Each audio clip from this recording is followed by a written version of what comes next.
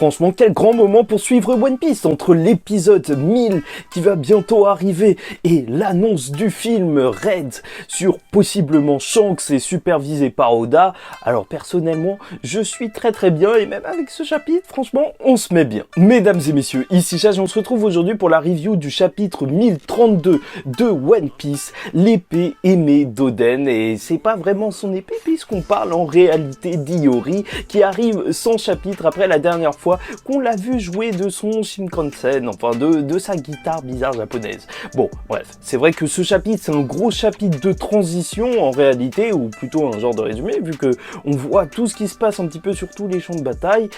Et voilà, franchement, on a des petites informations et des petits détails qu'on peut relever à chaque fois, des mini-théories, et c'est pour ça qu'on va partir tout de suite. Puisque déjà, dès le début, t'as une page cover avec Yamato qui est en train de livrer un truc à une vieille avec deux chats noirs. Et en fait, c'est en référence à une compagnie japonaise de livraison, Yamato Transport. Et c'est assez intéressant parce que t'as Yamato qui est en train de livrer un truc lors de cette page cover, alors que là, en réalité, elle doit empêcher quelque chose d'arriver justement au centre de l'île, donc le feu qui ferait exploser toute l'île. Du côté de Marco et de Isoba, donc ils vont partir vers ce yokai de feu jusqu'à se retrouver par-dessus Big Mom et ça va s'arrêter. Est-ce qu'ils vont aider Kid et Law?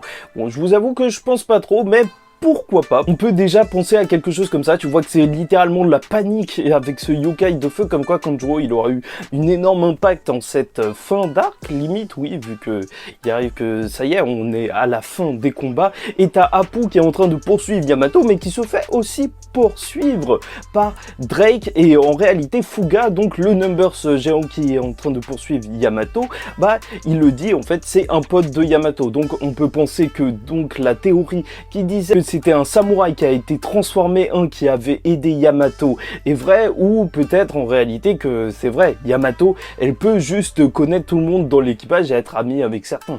En vrai Yamato c'est l'enfant de Kaido, ce serait totalement normal. Après petit truc à remarquer, c'est vrai qu'il est un petit peu en centaure et c'est vrai que c'est assez drôle parce que les Numbers, dans mes souvenirs en tout cas, il n'y en a pas d'autres qui ont des formes un petit peu animales. Mais bon, c'est Brook et Robin qui vont descendre du plafond et tomber sur la tête de Fuga, accompagné malheureusement de deux membres du CP0, et carrément en fait ils sont tellement concentrés sur Brook et Robin qu'ils vont même pas remarquer qu'ils vont se faire rattraper par cette énorme boule de feu, cette créature de feu qui est derrière eux. Bien sûr ça va inquiéter Yamato parce que son but c'est que le feu ne rejoigne pas les explosifs et ne fasse pas exploser Onigashima sur la capitale des fleurs, mais je trouve ça intéressant que Brook et Robin rencontrent Yamato parce qu'en réalité n'oublions pas que l'un des buts principaux en réalité de combattre les Yonko, c'est aussi de prendre l'héros de Poneglyph, et qui serait mieux avisé que Yamato pour montrer à Robin et à Brook que l'héros de Poneglyph il est juste par là. Voilà, peut-être qu'on verra ça.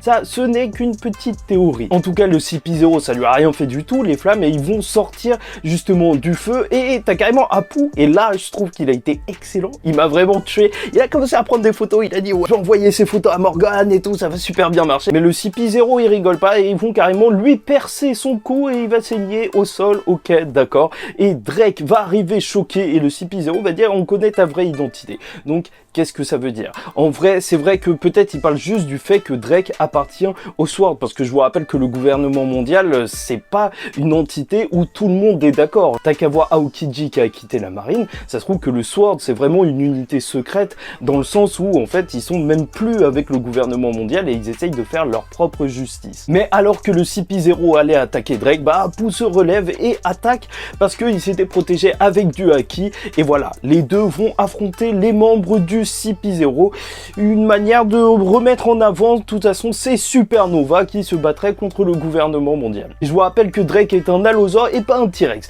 Bon, bref, et là on arrive au gros du chapitre, en réalité, le combat entre Zoro contre King, qui se trouve dans les airs et qui va faire un truc complètement what the fuck, qui ressemble énormément à Oda lors de ses derniers chapitres, où il fait n'importe quoi avec les dinosaures, il va tirer sa tête en arrière et il va lancer un truc avec ça, franchement, c'est n'importe quoi. Zoro il va esquiver ça, même si c'est carrément comme un rayon laser, mais au-delà de la blague, parce qu'au début, oui, bien sûr, tout le monde rigole, mais en vrai, ça me fait me poser des vraies questions sur les Zoans antiques de type dinosaure. Et j'ai vu un truc super intéressant dont je voulais vous faire part, c'est que peut-être, en vrai, ce serait pas juste une blague, mais ça montrerait que les fruits du démon en réalité, c'est pas des choses naturelles et plutôt des armes créées, peut-être par l'ancien royaume qui aurait créé ces fruits du démon, et vu qu'ils connaissaient pas beaucoup les dinosaures à l'époque, ils auraient donné des facultés un petit peu bizarres à ces fruits du démon style dinosaure. Un petit peu comme dans notre monde où on en apprend à chaque fois de plus en plus sur les dinosaures. À l'époque, ils savaient pas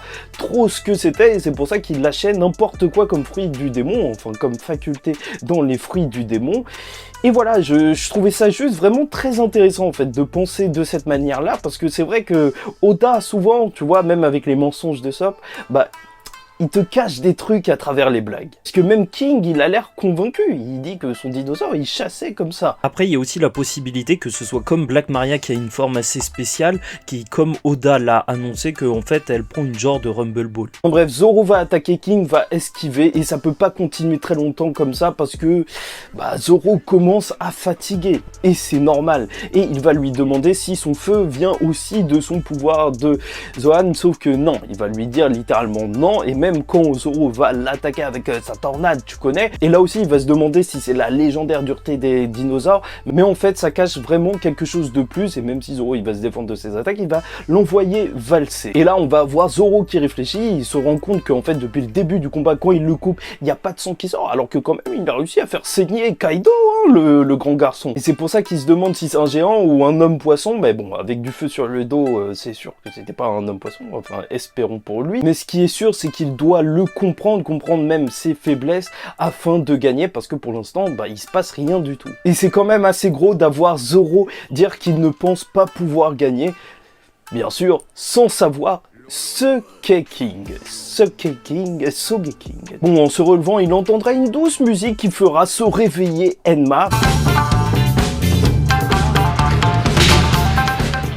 Peut-être que c'est lié justement au katana d'Oden qui réagit au son que sa fille provoque, ou peut-être pas du tout, mais en tout cas ça lui absorbe le bras de son haki comme la première fois qu'il l'utilisait. Et du côté justement de Orochi, il voit Komurasaki qui normalement il devait l'épouser et elle est morte. Et donc il nage en plein délire. Il dit qu'il rêve tout le temps d'elle et elle lui répond qu'elle sera toujours à ses côtés.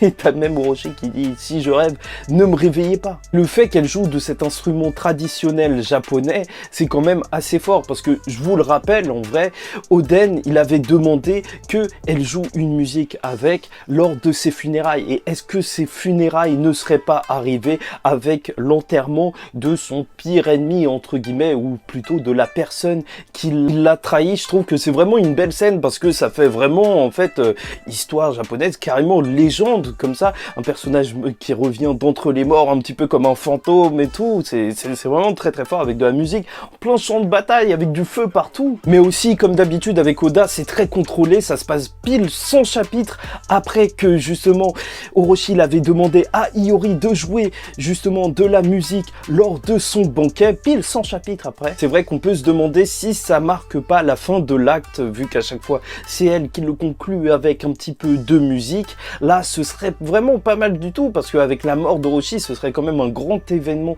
qui se termine. Mais d'un autre côté, je sais pas s'il va vraiment y avoir un autre découpage d'actes. Dans tous les cas, moi, j'aimerais avoir des nouvelles de Sabo.